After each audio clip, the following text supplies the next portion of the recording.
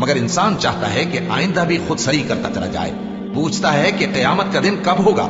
सो जब आंखें चुंधिया जाएं और चांद गहना जाए और सूरज और चांद जमा कर दिए जाएं, उस दिन इंसान कहेगा कि कहां है भागने की जगह। कहीं नहीं, कोई जाए पना नहीं। उस रोज तुम्हारे परवरदिगार ही के पास तुम्हें जा ठहरना है। उस दिन इंसान को जो अमल उसने आगे भेजे और जो पीछे छोड़े होंगे सब बता दिए जाएंगे। बल्कि इंसान आप अपना गवाह है, अगरचे उज़्र माज़िरत करता रहे। और ए पैगंबर सल्लल्लाहु अलैहि वसल्लम, वही के पढ़ने के लिए अपनी जबान को तेज तेज हरकत न दिया करो कि इसको जल्द सीख लो।